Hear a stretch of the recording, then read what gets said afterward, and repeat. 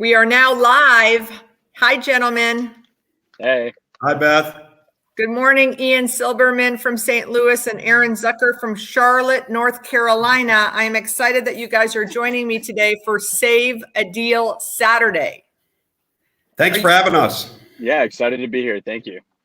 So I have heard from Aaron, Ian, for a long time about this deal, but I don't have any of the specifics. So I'm so excited you guys are going to share today this deal that got saved. So we're just going to go right into it. For anyone that doesn't know, my name is Beth Azor. This is Save a Deal Saturday on LinkedIn Live, Facebook Live, and Instagram Live. There is a chat box that you guys can post questions, which I'm happy to share with my speakers and my guest speakers today. So who wants to start, Aaron or Ian, on the deal? Aaron, you want to start and give some background? Sure, absolutely. So as Beth mentioned before, I'm Aaron from Charlotte. I have a company called ZIG, which stands for Zucker Investment Group. We buy unanchored, high impact retail across the eastern half of the country with a value add component to it. Basically, how can we increase NOI? And we recently acquired a deal in a joint venture with Ian's company, Location Commercial Real Estate out of St. Louis, on a single tenant net lease Dollar Tree in Topeka, Kansas. And I guess the story should start with me just because we found the deal and thought it was interesting. And just given Ian's proximity to Topeka and his great intel with the Dollar Tree brand, and he'll speak to that when he introduces himself in a second. I thought on the surface, oh, here's a down the fairway traditional marketed deal at a higher cap rate than what you would normally see because there's only 4 years left on the lease. You know, this is a nice single to hit right into the outfield and just enjoy like a relatively boring deal in Topeka. And this could really fit the ZIG model. So I called Ian. I said, "What do you think?" He said, "I like it. Let's certainly look at it." We put the property under contract after doing some negotiating, and the rest gets a little bit crazy. And I'll let sort of Ian take it in here, and I'll interrupt accordingly. Great. So we like the deal for a number of reasons. Let's start with the reasons that we like the deal on paper. It was a low rent. It was it was a single digit rent on about a 8,000 plus or minus square foot building on a pad in front of a Walmart supercenter. We had actually just done a deal on the pad next to it with a car wash. So I knew the market a bit. I knew market rates. And when we look at deals, we look at not only what is it that we're buying, but what's your downstroke? What's your worst case scenario? If something happens in 4 years and the tenant decides not to renew, what am I going to do with this? Do I have a problem, or do I have a decent basis? And this was one where you can look, if I can't lease 8,500 square feet or 8,000 feet in front of a Walmart supercenter, or the basis was low enough that we could literally tear it down and do a ground lease, we figured we had a lot of options. This fit the ZIG model because it's value add, because there was a lot that we could do with it. It's a covered land play for now. It's ho hum, as Aaron said. It's kind of boring. So this was a decent one. Nothing that we jumped up and high-fived each other about, but good enough. Right down the middle of the fairway, as Aaron explained. Yep. I mean, I remember we were really trying to. Oh, go ahead, Ian. I'm sorry.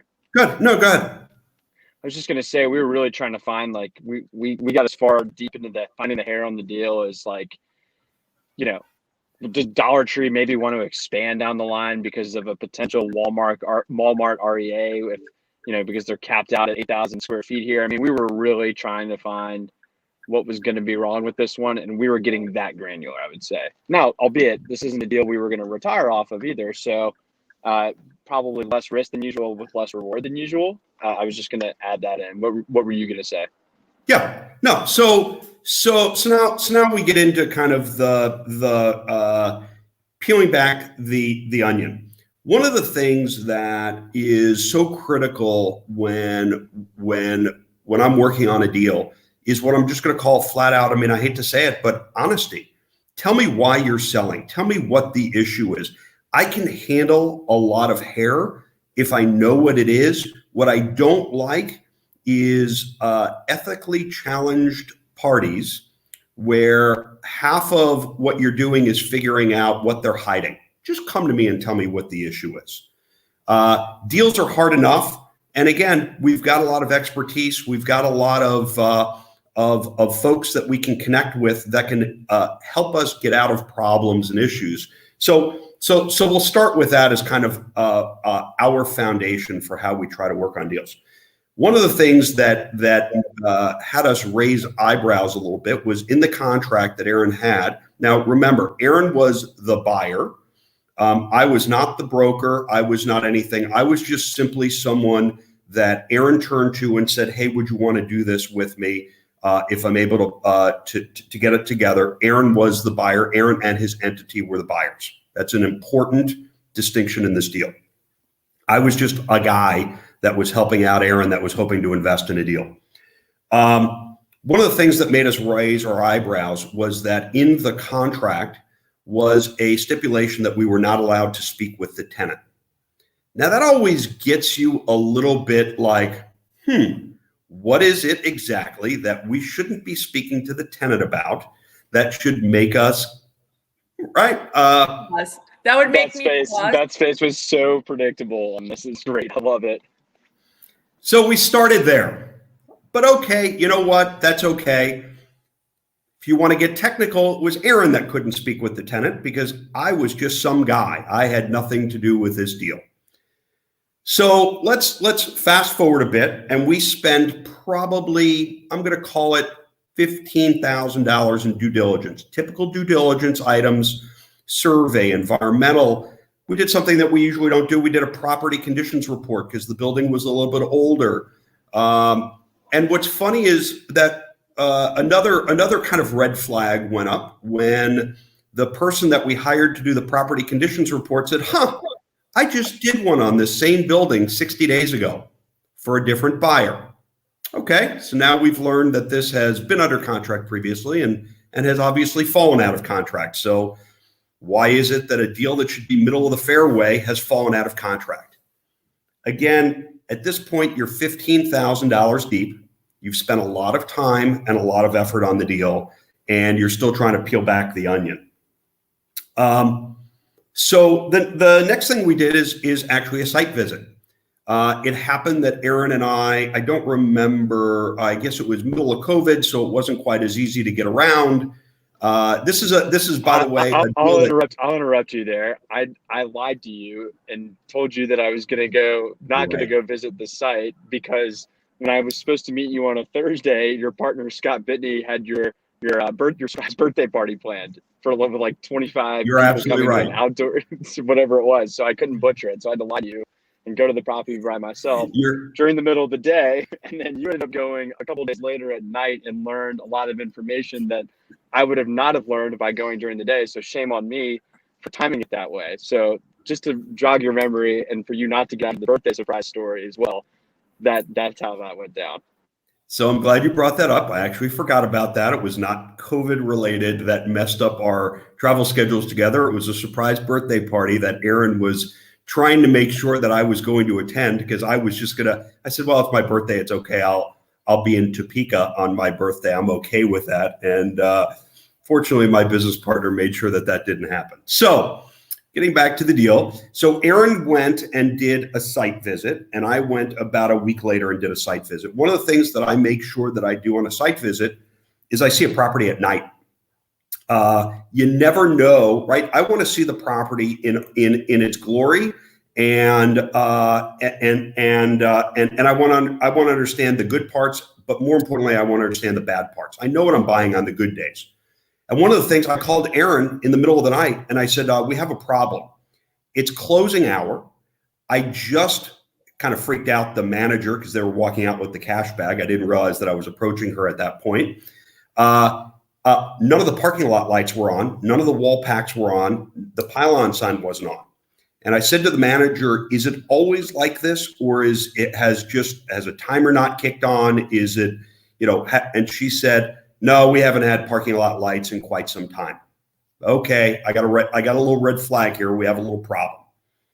So parking lot lights, number one, we'll call it electric parking lot lights, exterior lighting. I come back, I stay in Topeka that night, because now I want to see the store during the day and in the morning.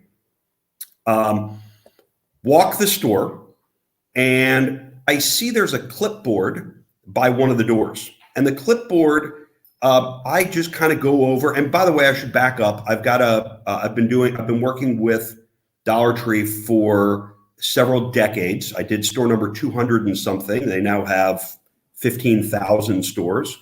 So I've been in more than one Dollar Tree in my life. I know a little bit about what I'm looking for. And I walk in, and there's a clipboard on the floor. And the clipboard is recording. I kind of peer over to it, and it's recording number of days that water has not been in the building. Interesting. Okay. So I continue to walk through the store, and I realize there's a door on the other side, and it's brand new. So I'm getting into this like something just isn't adding up here. So I go back over to the clipboard, and I say to just a person who's working in the store, hey, what's this clipboard about? I'm just curious. And they said, oh, well, we've had some water damage in here. And I said, really, is this the only spot? And I ended up getting a personalized tour from the assistant manager of the store, who walked me through and said, no, this is the problem. This is the problem. This is the problem. We've had these kinds of issues. Okay. So now I've got on-site property condition, real reporting. I did not speak to a tenant. All I did was talk to a store employee. I didn't think I was doing anything wrong. And again, I wasn't actually the buyer. I was just some guy walking the store. So now I've got electric, and I've got a water issue. Go back, call up Aaron and say, we got some things we got to work on here. We've got some little bit of issues here. And go back and hang on. Ian was not this calm when he called me and said, we've got issues here, just so we're all very clear and we articulate the story appropriately. Anyway, and I have a question. Have you gotten the site inspection condition report back yet while you're getting all of this information? Yes, we had just gotten it back that week. And did it have any evidence of an electrical issue or water damage? No. So later on, tell me that inspection company's name. I got to tell you, I don't fault the inspection company for things like that. I don't know. The building is still sound, right? If you're doing a building inspection, the building is structurally sound. The building, the report was actually still a very good report. I was happy with the report. These are things that as an owner, you can't just be a desktop buyer, right? And a desktop buyer is going to read the reports and check off, but there are things that I'm looking for.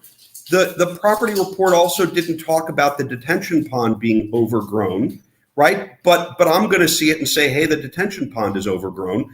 I know how I like to manage a property, and it may not be what a condition report is going to show. So I know I'm taking up a lot of time here. Let me get to the last issue. I get back to my desk, and yes, Aaron is right. Maybe I wasn't quite this calm, because something that came up on Aaron's Clubhouse a few weeks ago, which starts in a couple of hours. The topic was about due diligence. And part of the thing that I started with, remember I said, is at this point I was already $15,000 out of pocket on due diligence. It's not so easy to say, this deal, there's too much hair, we've uncovered stuff, let's walk away. Well, great, but who's paying the $15,000? I've got legal fees, I've got surveys, I've got property condition reports. Aaron, you're going to say something? No, I was answering your question. You said who gets $15,000 in costs? You and I. Right. So it was the two of us, and that's just not much fun. And I don't like to lose. So we're going to figure out how to make this. Sorry, my puppy's walking around with her bone, a little bit noisy today.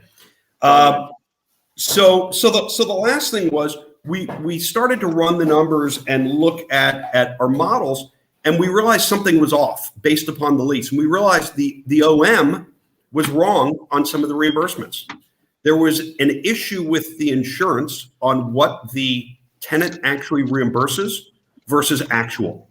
And so the OM was off too. So now we've got a problem because now I've got costs that I wasn't expecting. I've got issues that I don't have any idea if the electric being off is simply light bulbs burned out or a major issue. And now I've got this underwriting that was simply bad, what I'll call just bad underwriting that was advertised poorly. So what do you do? So Aaron and I kind of put our heads together and we try to negotiate this deal. And we spend the time and the effort to go back and figure out and quantify what these costs were going to be. Hard to do very quickly. By the way, I should say, because this is an important one, Aaron, we were 2 days away from DD expiring. Ouch. Yep. Right? Yeah, it's part of our thesis at Zig is we don't always pay the most, but we're likely to close and we move pretty quickly. And so part of getting awarded the deal with what's that? How long was your due diligence? DD, by the way, for the listeners, is due diligence. How long was it? Quick. This one, Ian, was what, 30? 30? I think it was a 30. It was a quick one. I think that's long. 30. That's long for South Florida, gentlemen. Yeah. Well, it's not long for Topeka.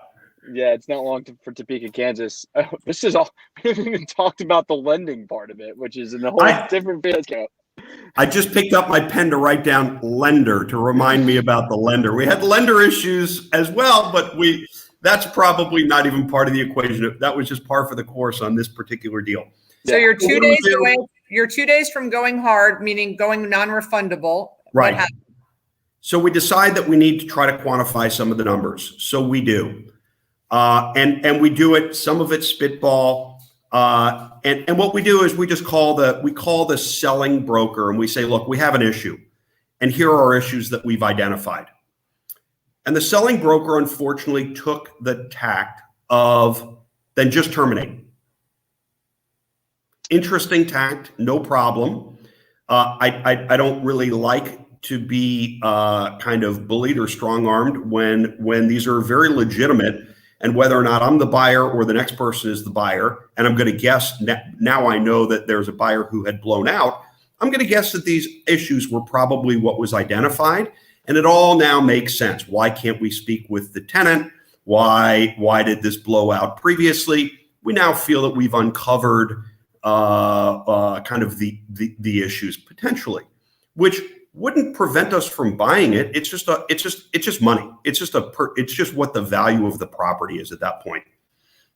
And when you start to say, well, we were getting it at a higher cap rate, and you say, well, now there's money to go fix these things. Well, you say, well, then why would I do this? I might as well just go buy one at the lower cap rate that I'm going to be at anyway, and not have to spend the time and effort to worry with about and the unknown. Correct. And right. So fast forward a little bit, and what do we do 2 days later? We say, you know what? We're going to terminate. If your attitude is truly take it or leave it, I'm terminating. So we terminate. I don't know if this was said. I got 2 calls that came in and I had to ignore them both and got logged out. I apologize. So if you said this, I apologize. But the other thing that I thought was interesting too was the broker's attitude and his ability to speak freely so quickly. I, to this day, am not convinced that he was not consulting his client when making pretty material decisions on whether or not to do a deal or not. And I think it's also important to relay that we were the third buyer to put this deal under contract. And we were finding out the pieces of why it fell out so many times as we went along. So, Ian, if you mentioned that before, I apologize, but I do think that's a material fact to include as well for the purposes of this story. Yeah.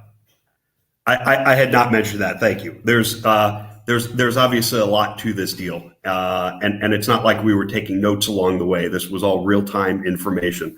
So we end up terminating the deal, but as I said before, I'm not a very good loser. I don't like to lose. So Aaron and I put our heads together and we say, what are we going to do? How are we going to figure this out? So we decide that it is perfectly legal and perfectly acceptable for us to reach out to the buyer, to The seller. the seller directly. We're no longer under contract. I personally was never under contract. I never had anything to do with the entity that was under contract. Now, how do we reach out to this seller directly? Not that easy. We have good people around us. Our attorney happened to have a relationship with the attorney on the other side that we were doing a deal with. He was doing a deal with their firm in Texas and blah, blah, blah. And so we called our attorney and said, is there a way that we can have a rational conversation with the seller's attorney, who is always typically a trusted confidant of the seller? And can we try to get a rational dialogue here? We still think we're the right buyer. So we ended up getting in contact through the attorney. The attorney gave me the phone number and called his client and said, expect a call from the person who just came out of contract. We got on the phone with the seller. In a maybe 30-minute conversation, he agreed to have an electrician go out and look at the property. He agreed. He said, yes, I replaced the other door. There's water damage. Here's what it cost me. Yes, I understand that you're going to do it on the other side now. On the insurance, yep, that was my guy's issue, but there's nothing I can do about it. You're just going to have to eat that one. And within an hour, we were back under contract. Right? Not an hour, because he sent the electrician out. So it was maybe a day or so later. He got the electrical fixed. We're taking care of the door through a price reduction. We got about a 36,000. 6 or 7%, if I had to guess, price reduction. We went Right? from 740 to 704. So the question that everyone wants to know, I'm going to ask it now. How ticked off was the broker? He didn't care. He's a never heard from him in a negative way, and he has called us to offer us other deals since.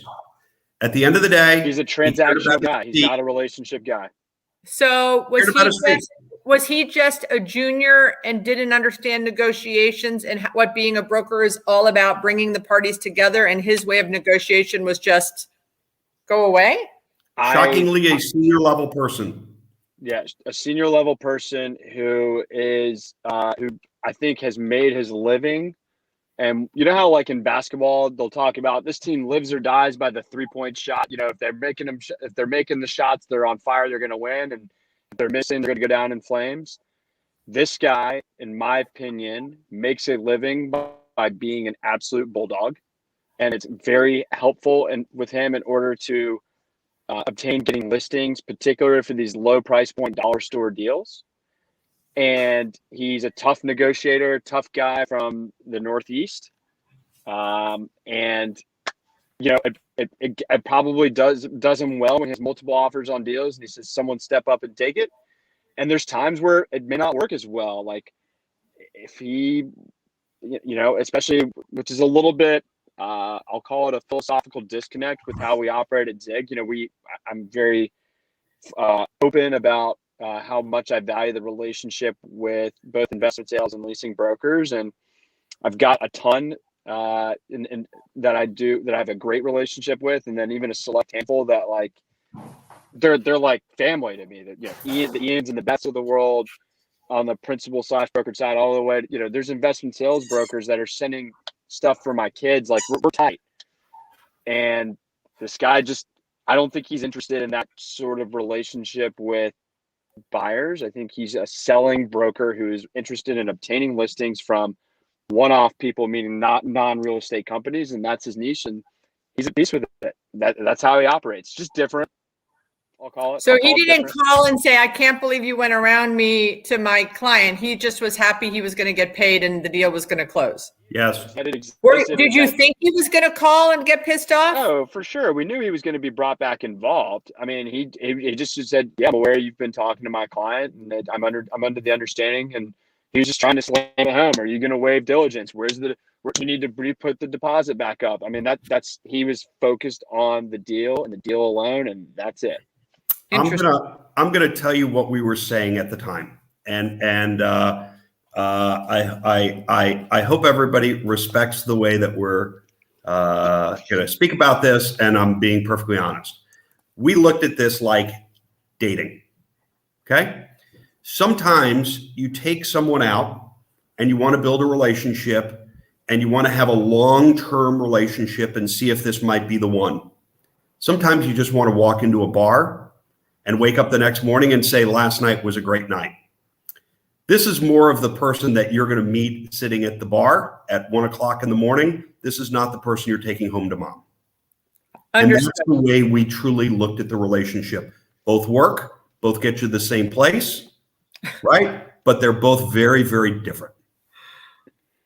And I think we should end on that note. No, but okay, so great, awesome. So we don't have any questions. I love the whole story. And now you own it. You closed and you own it. Correct. We're cash flowing it. Everything is hunk.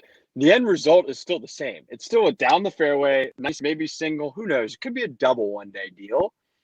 Just getting there was insane. And had we known the brain damage going into it, I'm not sure we would have done it. But so it's going to be worth it. Was it electric issues or just light bulbs? It was an electrical issue. Okay. All right. Electrical issues, and there was some parking lots and roof and structure. I mean, we got around it. It was all done through a price reduction. It was a crazy story. There could be a whole nother 25-minute conversation about the lending situation. So yeah. I want to invite you guys back in 2 weeks if you can. We do this every other Saturday. Can you come back and we do 2.0 on the lending issue? Well, we got Aaron. I'd love to. Aaron might be in the hospital with the new baby, so Ian, it would just be me and you. Anytime, Beth. Sometimes it's about who asks. If you're asking, I'm in. Thank you so much. All right, my guys, love you. Thank you for jumping in today, and I will see both of you in 2 hours. See you in 2 hours. So, Aaron, tell everyone what the topic is going to be at 1:30 on Clubhouse on your what is it, 50 deals in 50 months. Yeah. So, and by 50 and 50, we have a great panel of two incredible people that are on this call, Ian and Beth, and then Maria Toliopoulos is going to be joining us as well. The topic today is who has a crystal ball? What trends do you see coming in commercial real estate that could affect ownership? So anything from what interest rates might do to what tenants are up to political craziness that could affect our business. No opinions allowed. Just state what you think might happen, please. And I can't wait to have a audio partay at 1:30 with you guys. And I'm bringing a deal. That's going to be the best part. Deal of the day. Beth's deal of the day will be very interesting. I'm looking forward to it. I'm looking forward to both of your input on if I should move forward or not. It's very. She said she wanted your income. Ian, did you hear that? I did. Ian, would you be a partner with me if you like the deal? Of course, absolutely. Aaron? Let's do it. All right, guys. Love you. See you in a couple hours. Thank you so much. Thanks much. Bye. Bye-bye.